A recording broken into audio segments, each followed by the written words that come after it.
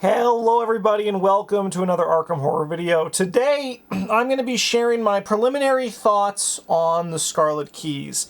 I'm going to be doing a spoiler-free version and then I'm going to get into detailed spoilers for the latter bit of this video. So, I did this with Edge of the Earth and it was a pretty popular idea, so I thought, hey, I do it again this year. This one is actually a little bit, it's much different than the Edge of the Earth one where we played like 3 scenarios, I think. With this one, we are 5 scenarios into the Scarlet Keys, so I'm going to just say for spoilers right now, spoilers for the scenarios Riddles and Rain, Dogs of War, Dealings in the Dark, Dead Heat, and Dancing Mad. Conveniently, they all start with the letter D. This campaign is also much different in its format because it is an open world campaign. If you do not know that, my apologies, but it's not really a spoiler at this point.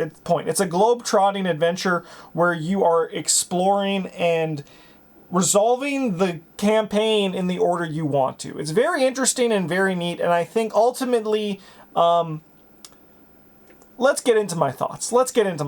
So, my hype for Scarlet Keys is lower than my hype for Edge of the Earth. I'm going to just say that right now, right off the front. So if I don't seem as excited about Scarlet Keys than I was for Edge of the Earth, there are reasons for that. And the most important reason is that the theme of Scarlet Keys, while very cool and very fun, resonates with me a lot less than the theme of Edge of the Earth did.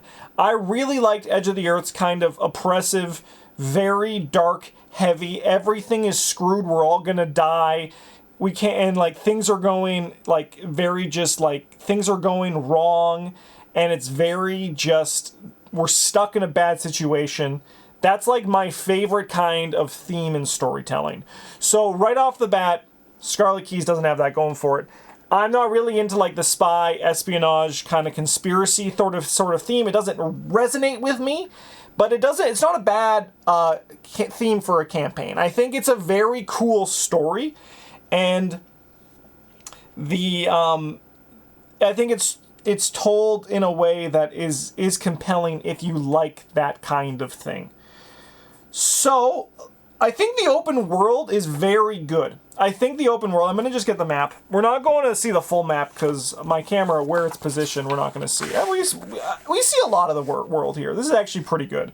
So I think this is a really cool way of going about the open world.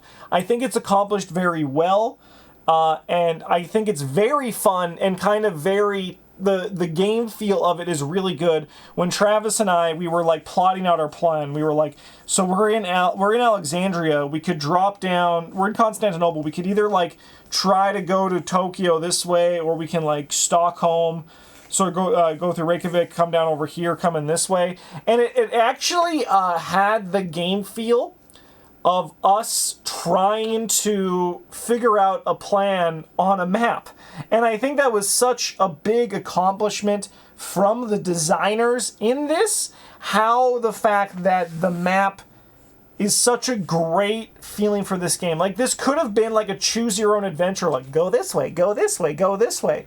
But the designers truly accomplished this open world experience that is incredibly unique. And I'm pretty confident we're never going to see again an Arkham Horror the card game because it seems like a nightmare to design for. It's very fun to play, and it's very compelling and very interesting, and it's going to open up the scope of what the campaign can be in incredible ways for us as players, but it's probably a nightmare to design. With all that said, my initial thoughts on this are very limited because of the fact that I am not too sure exactly what a scenario is until I see it a few times. It's very different than Edge of the Earth, where you play Ice and Death Part 1, Part 2, and Part 3, and you're like, oh, I get it, this is what it's always going to be like. But in this campaign, the order in which you approach the scenarios might change a scenario. It also might not. I have no idea. So my preliminary thoughts are on what I have currently and what I've played currently, and going from there. So, The opening scenario is fantastic. This is the spoiler-free part still. I'm not going to be getting into any details. I love the opening scenario. It feels very Arkham. It's just nice traditional Arkham. And I will say that of the 5 scenarios we've played, the scenarios are very, like, the maps are small for the most part. The maps are simple. The mechanics of it are simple, and that it's a very it wins in regards to just feeling like a nice, tight Arkham experience.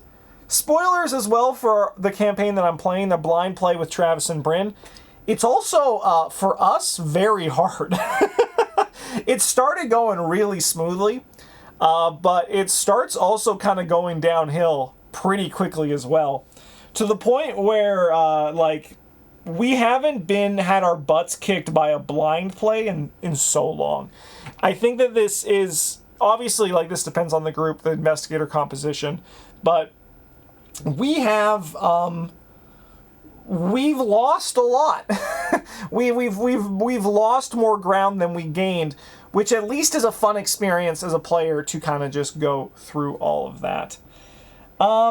I will say that there was a big thing in Edge of the Earth, how there was a lot of reading, and a good chunk of the community, a reasonable chunk of the community, was not the biggest fan of that.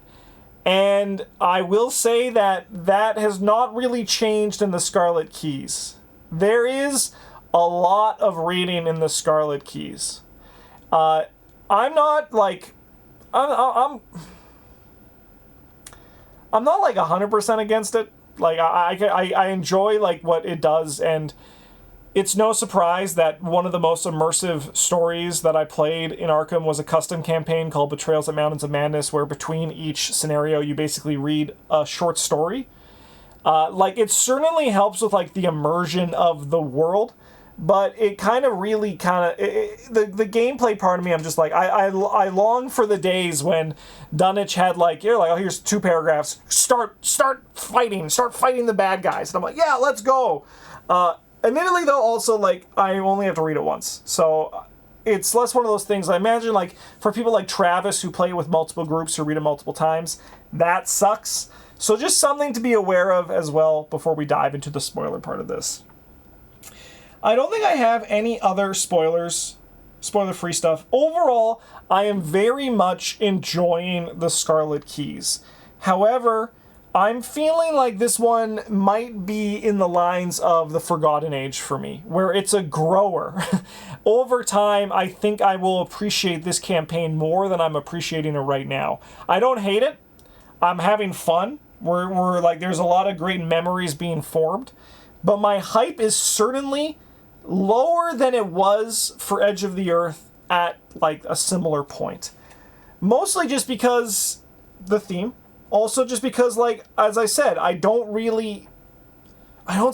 see that there's the big picture, but I haven't really experienced everything yet. I also feel like because of the open world type thing, you're kind of like just getting like little snacks of a story, and you haven't really seen the full picture yet. I think that once I see the full thing for Scarlet Keys, I'll have more appreciation for the beginning bit. It's like, it's a very complicated thing because of the open world environment that this campaign has. It's not the same as anything else we've seen so far in Arkham, so, like, even just my thoughts of it are kind of like, this is new and exciting.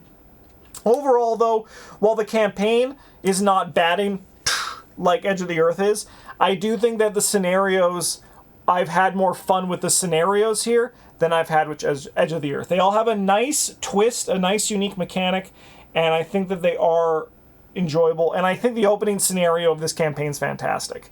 It sets the mood really well, and everything's great.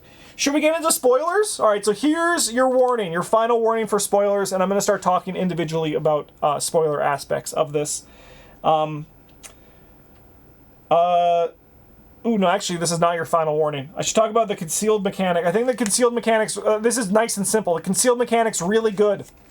It changes how you play Arkham in a way that doesn't feel bloated.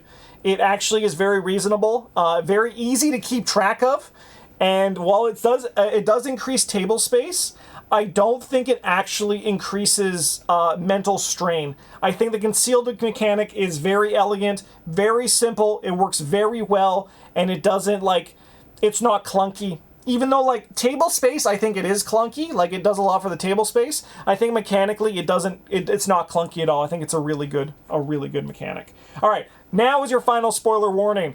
Once again, Riddles and Rain, Dancing Mad, Dogs of War, Dead Heat, Dealing in the Dark. If you do not know those scenarios and you do not want to get spoiled, get the heck out of here. But maybe leave a like and a subscribe and a comment before you go. Okay, welcome back from potentially that ad break. Let's talk spoilers, baby. All right, let's dive in. Let's get this map out of here. So, actually, no, let's get the map back in here for a second as we kind of go through this. So, our route was London into Alexandria, Constantinople, or Istanbul. Then we came around through Reykjavik, down through Arkham, Bermuda, and we are, through Ybor City. And then we went to Havana. We then went to Marrakesh, where we have currently been kind of sitting on our butts. I think that's where we currently are. No, we're somewhere over here, I think. I don't know. But we've kind of been all over the place as we've kind of been trying to figure out what's what. So, Riddles and Rain. Opening scenario. You're in rainy old London, and the Red Glove Man is there. Mechanically, this one is really simple, where it's like just basically grabbing clues. It's an introduction to the concealed mechanic. So the concealed mechanic, it's a winner. As I said previously, I think it's a really cool mechanic, and I think it also changes the way the game needs to be played. And I think it also, when you look at your team comp, you need to really adjust to the concealed mechanic. So for example, in the team comp that Travis, Bryn, and I are playing, Travis is playing a Roland Banks who likes to shoot his gun. That means that Travis is actually pretty bad at getting things out of the shadows. What we've realized is that this is something that I should be doing. I should be taking my time to reveal enemies that are... I should be also be taking time doing trying to get rid of decoys. This was something that I said in my Discord, where I actually feel like my role, because I'm playing the Soul Clover in this campaign, my role as the Soul Clover is a lot different than previously in other campaigns where it's just get clues. In this one, sometimes I was looking at my clues being like, well, scratching my head being like, well, now what the frick do I do? There's really nothing for me to accomplish here because I got the clues, I got the victory, that's great, but clues aren't needed to progress the objective. So it kind of changes to your job as the clue getter is to actually work against the enemies. I'm curious to see how this scales with more players because I could see the concealed mechanic being very difficult potentially in 2 players. But I think that's really cool. I think it's a great mechanic. I love like the new Acolyte, the Coterie agents, A, B, and C, where they are basically just... Doom. They're basically just acolytes. They lose you time, but when they're exposed, they're just dead. I think it's a beautiful design. I think it's great, and I'm curious to see as well from the point that we are currently at in our run how the concealed mechanic is further explored to see what else is the discoveries there. There also is the key mechanic, which they have a positive side and a negative side. You can shift them. The bad guys can shift them. Encounter cards can shift them. I think they're really cool, but unfortunately the only key we had was stolen, and I think Bryn only used it once. So it's not really like... I feel like we haven't really interacted with that mechanic. Again, our run's not going the smoothest. Our run's not going the greatest. I do think, though, that this was a fantastic opening campaign, Riddles in the Rain. Well, Riddles and Rain, and I think it did a really good job at setting the mood for the opening thing. And I really like, one thing that I really enjoy, let me just grab the campaign guide, is that this feels very Marvel Champions to me, where there's a rule in the rulebook where you cannot play with the Red Glove Man in this campaign. And I honestly think that the designers should kind of embrace this feeling more, where they can use things that already exist and kind of even adjust to the best thematic experience. Like, for example, in Marvel Champions, Gamora has Nebula as an ally in her deck, but Nebula is also her arch nemesis, which means that at a certain time, your Nebula ally can turn into an enemy. Beautiful design. And while Arkham is very cinematic like that, it doesn't have, like, to me, like nothing like that happens, right? Like that I can really resonate with outside of the encounter set. But I would love to see more of that kind of thing in Arkham. And I just love that they just embraced that for the Scarlet Keys, because there was a lot of discourse leading into this where people were saying, what is the Red Glove Man going to be doing? We've worked with him before. He's obviously a good guy. No, the dude's bad. And this just like really proves it. It's like, no, you can't, he's not an ally in this one. He is actually an enemy. He has his own motives. He's always had his own motives. And I think that's really cool. Next scenario we played was Dogs of War. In this one's actually pretty simple. We also, I don't think, got like a great experience out of it because Bryn just bullied the hell out of the bad guy. This is once again how things can change, where, as you can see, these two enemies also have other sides depending on the order in which that you tackle the scenarios. This was a fun. I like this scenario. I think it was good. It's stressful when you first get there, and I can definitely see it being more stressful depending on your team comp and kind of like when you approach the scenario and how it may change.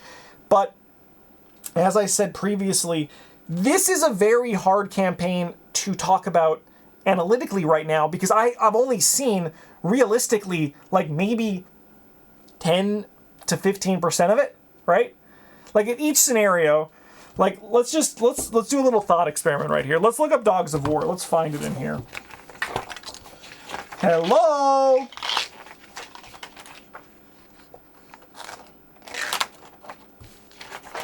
It's dancing mad. There we go. So if you look at this one, Dogs of War, there are 3 setups. So there's potentially 3 different versions. They're probably not like big changes.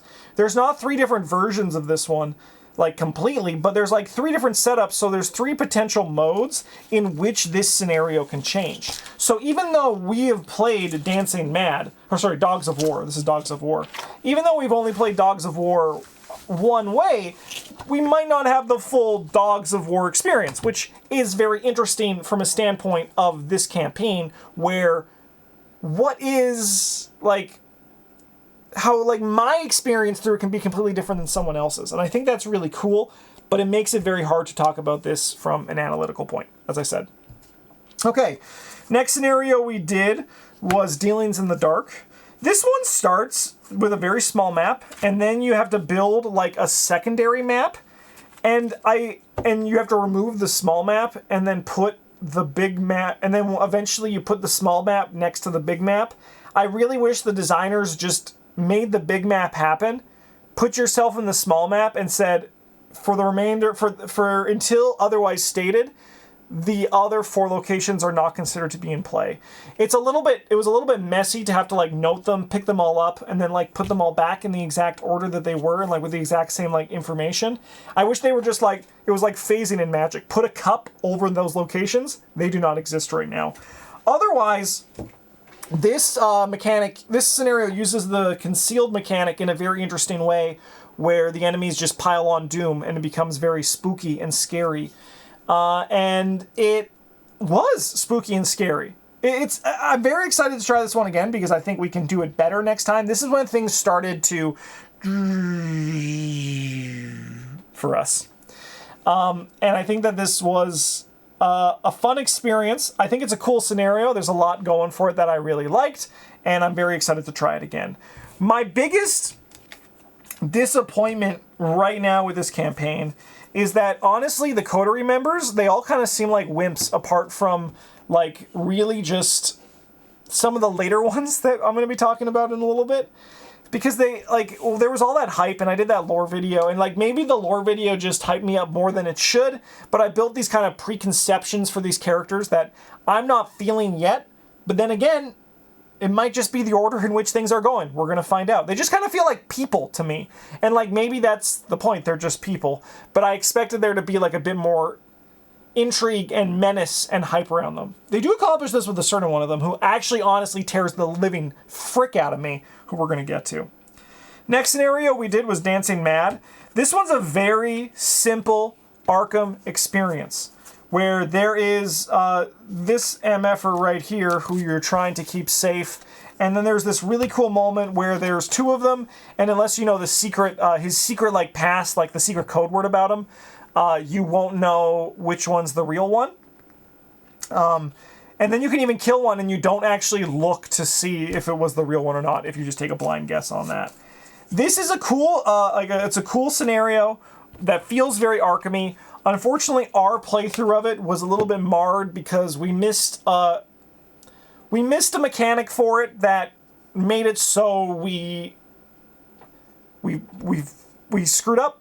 And like we put us really behind on tempo, and we could have been further ahead and potentially even walked away with a win if we didn't miss it. So we're kind of just like, it's a little bit tainted, but I do think that it is a good scenario with some notably high shroud values. Can we just talk about this?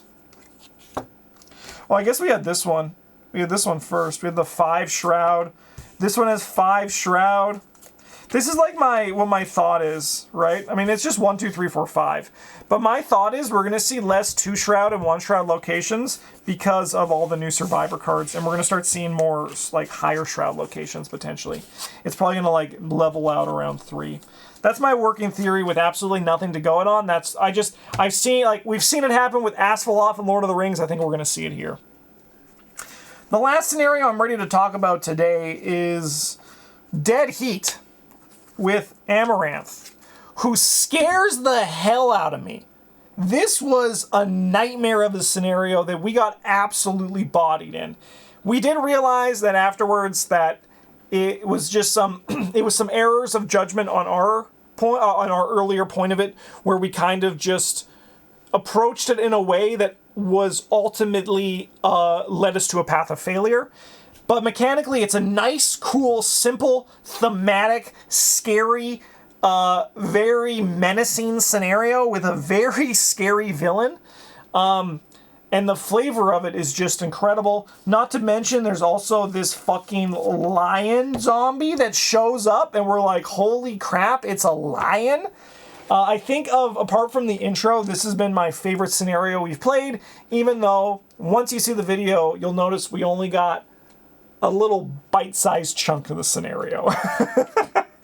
We got absolutely bodied, and I'm very excited to try that one again. I mean, ultimately, I'm very excited to just play more Scarlet Keys because I want to see how it changes. I want to take different paths. I want to kind of explore everything that might come out of it before some people on the internet figure out the most optimal path, and then I'm like, oh, I gotta go this way because it's the most optimal way.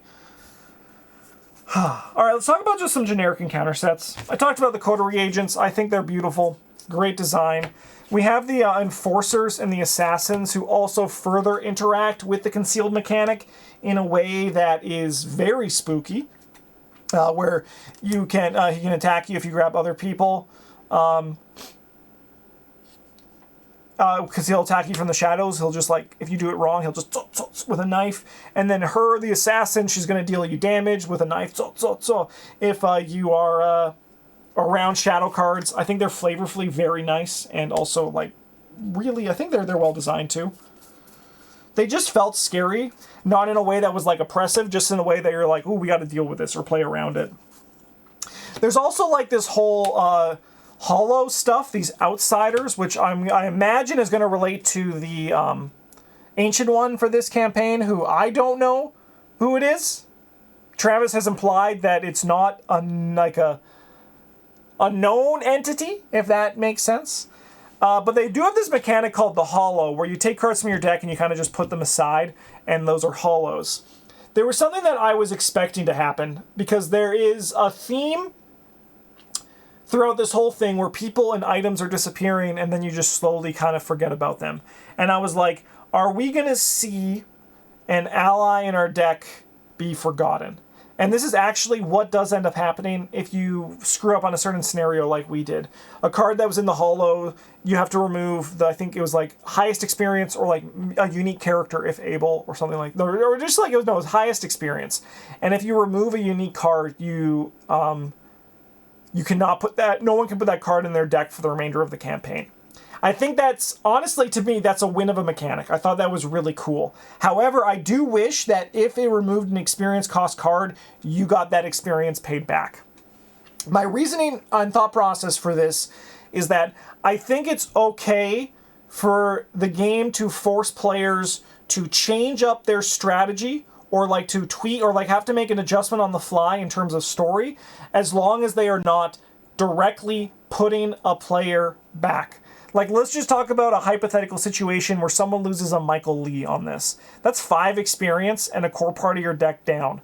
You ultimately could grab a Greta Wagner to replace it, but that's another 3 experience. So you ultimately have to spend 8 experience for the replacement you didn't want. If the replacement's still probably good, but let's just say you got your 5 experience back from that Michael Lee. That would then make it so that while you lost your Michael Lee, your deck didn't lose progression, so it actually feels better for the players.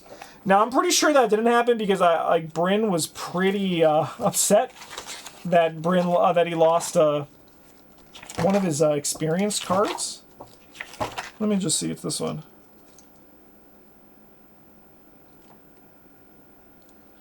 I think it was in this one. Oh no, it was on the back of one of the cards. It was on the back, I think, of this. Let me see if I can find it on Dancing Mad.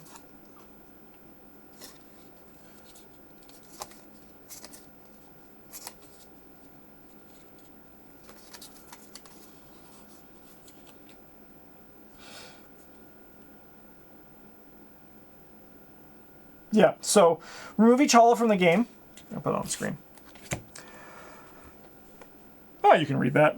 Remove each holo from the game. Gather each holo that was removed from the game throughout the scenario. Each investigator finds their holo with the highest experience cost and exiles it. So it's exiled out of your deck.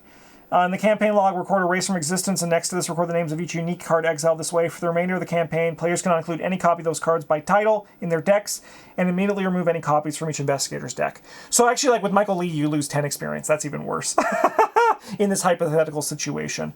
So once again, I think that in terms of telling the story, I think this is an okay mechanic to explore. Ultimately, though, I do wish that it paid the experience back, just because like, someone's already upset about losing an experience cost card because they lost the card and they lost the experience. I think that's a fine punishment. Narratively, mechanically, though, I think it's kind of like it's losing progress in a way that, like, the players, like, actually feel in the thing that is the coolest part of this game. Well, I'm all for campaigns giving less experience, to the point where I am one of the few people who say this in the Arkham internet. I think that this one, I love the mechanic, I just wish it was a little bit different to make it potentially feel less bad. Because I will admit, it did feel like I lost nothing. I'm a survivor deck, I lost a 0 cost card. But like, Bryn and Travis each lost experience, and that just sucks. Like, I wish it gave the experience back for it. I think that would be a nice... I think because it would still have the story resonance, but it wouldn't have the pain. And hell, maybe even just get some trauma too. Why not, right? Throw trauma on it. It's like one of those things it's like a tricky line to walk, because I ultimately do want these campaigns to be kind of more punishing if you lose while still having that fail forward. It's just feeling like you're losing progression on your deck in the aspect that a lot of people love is a very tough pill to swallow. Last mechanic I want to talk about are these cards. Splintered Space and Beyond the Pale. This, I think, is one of the best designed treachery cards we've seen in a very long time for this game. So you attach them to your space and then test Foot or Brain 3. If you fail, take 1 horror for each treachery attached to your location. After this test ends, if there are exactly 3 copies of Beyond the Pale in play, discard them. Likewise for this. Of course, obviously there's other hexes that attach to the locations in this scenario, but just like how in MTG they can keep doing bear with set mechanic, I'm blown away how they can keep doing grasping hands and rotting remains in this game while still making them unique, because I think this is one of the coolest versions of it, and you're like, oh hey, this is just rotting remains but different. And I think it's just absolutely beautiful freaking card design, and I think that the designer should be very proud of these two cards, because I think they're incredible. They got a wow, that's neat for me as soon as I saw them, and you know that's a good sign. Okay, well, that was my initial thoughts on the Scarlet Keys. Unlike Edge of the Earth, there's probably not going to be a midpoint thought video on the Scarlet Keys, because we're probably done the campaign in the next 2 or 3 scenarios at the most. So in a few weeks' time, I'm going to give my final thoughts on the first campaign for it in a video. And then, unlike last year, I'm hoping to get a video with Travis and Bryn, and we'll kind of just do like an open roundtable. No guarantee on that, but I will try to get that on the channel. I hope you enjoyed this video. If you did, please leave a comment down below or like the video. Great way to help the channel out. You can also support us on Patreon with all these other lovely patrons. Thank you so much for watching. Have a good one. And as always, a GG's.